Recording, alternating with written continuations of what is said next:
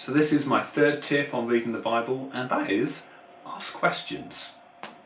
Don't just read the text and sort of absorb it and somehow expect that it's going to do you lots of good just because you've read it. It will actually do you some good. We'll come back to that in another video. But we shouldn't kind of read it flatly and then go on with our day. We need to interact with it. We need to ask questions. I'm sure there are things when you're reading it that either don't make sense, that you don't understand, or that you can't quite connect together. Well, those are natural questions to ask, and we should ask them, and then we should start to figure out what the answers might be. We should treat reading the Bible not as a duty, but as something where actually we really want to know what it means. And so we put our effort into knowing what it means. And the first step to finding out what anything means is to ask good questions. So what kinds of questions should we ask? Well, a good one normally to start with is, so what? So I've read this, so what? What's that got to do with me? What's that got to do with my life? What's that got to do with anything else in the Bible? Another great question to ask is, how does this connect to Jesus? If he's the centre of the grand story of Scripture, how does it all connect together? What's this got to do with him? How does this point to him? How does this passage that I've read express how what he's done on the cross completely changes my life? Because every passage in the Bible does that. So how does this one do that? Or maybe being a bit more specific, why is that detail there? Because there's no detail there in the Bible that's not there for a reason. Why did that character react like that? I'm not sure I would have reacted like that in that situation, so why did they? Why is the author of this letter or this book chosen to share that with me? I understood that other point that they made, but why did they think this was important?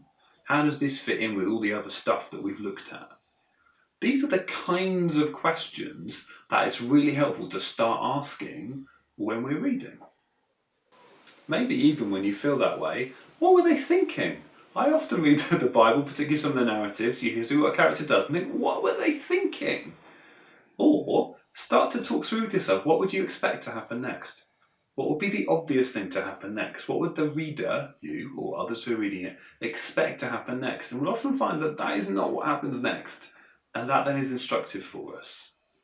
So we've got some questions. What do we do with them? Well, the first thing to do, I think the most important thing to do, particularly if you're starting out reading the Bible, is actually to get the big picture. So not so much to feel that you have to answer every question that's arisen as you've read the text. Did I understand the broad thrust of it? Do I know the main point that the writer is making? Do I understand much of what's going on, even if not all of it, even if I've got questions about some of the detail? And if so, great. Hold on to your questions. And focus to start with on getting the big picture. But do hold on to your questions. Don't put them aside and forget about them, because they were good questions. So you should put the effort into, at some point, answering them.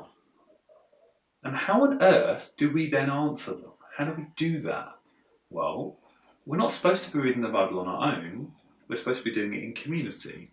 So you have a local church, hopefully, that you're part of. And that is a wonderful resource for answering these questions. Share them with people. They should be delighted if you started reading the Bible and you're full of questions. That's wonderful. It should light every Christian up. Opportunity to open it together and explore it and see what it says. And sometimes, in order to answer those questions, you're probably going to need to go and read some of those big books, or find someone else who's read some of those big books who can help you with it. But a lot of the time, actually, we can get quite far by reading it slowly and attentively with other Christians. And so that is always your first port of call if you've got a question you can't answer on your own. So, starting to read the Bible, what's a good tip? Ask lots of questions.